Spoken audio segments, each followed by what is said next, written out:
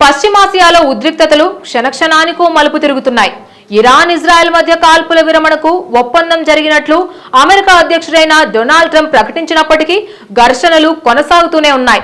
మంగళవారం తెల్లవారుజామున Tel Aviv ను లక్ష్యంగా చేసుకుని టెహ్రాన్ క్షిపణులు ప్రయోగించింది. దీంతో పలు చోట్ల సైరన్ల మోత కూడా మోగింది. ఇరాన్ క్షిపణులు తమ దేశం వైపు దూసుకొస్తున్నాయని, ప్రజలంతా కూడా సురక్షిత ప్రాంతాలకు వెళ్లాలని ఇజ్రాయెల్ మిలిటరీ ప్రజలను హెచ్చరించింది. దక్షిణ మధ్య ఇజ్రాయెల్ ను లక్ష్యంగా చేసుకుని ఈ క్షిపణులు ప్రయోగించినట్లు ఐడిఎఫ్ వెల్లడించింది.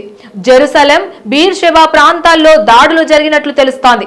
ఈ దాడుల కారణంగా బీర్ షెబాలోని ఓ భవనం కూడా తీవ్రంగా దెబ్బతింది. అందులోని 3 మృతి చెందగా పలువురు గాయపడ్డారు. కాగా వారిలో కొందరి పరిస్థితి విషమంగా ఉన్నట్లు స్థానిక కథనాలు కూడా వెల్లడించాయి. ఇప్పటి వరకు ఇరాన్ 6 క్షిపణులను ప్రయోగించినట్లు ఐడిఎఫ్ వెల్లడించింది.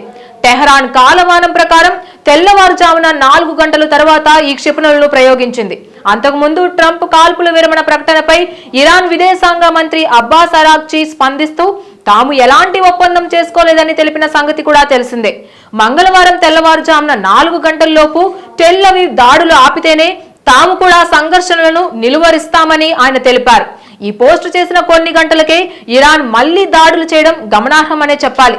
అటు ఇజ్రాయెల్ కూడా ప్రతిదాడులు చేస్తున్నట్లు తెలుస్తోంది. దీంతో టెహ్రాన్ లోనూ సైరన్ శబ్దాలు వినిపిస్తున్నాయి.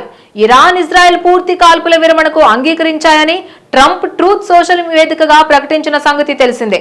12 గంటల్లో యుద్ధం అధికారికంగా ముగుస్తుందన్నారు. అయితే ఈ ప్రకటనపై తొలుత విరుద్ధ ప్రకటన చేసిన ఇరాన్ ఆ తర్వాత ఒప్పందానికి సుముఖత వ్యక్తం చేసినట్లు సూచనాప్రాయంగా తెలిపింది.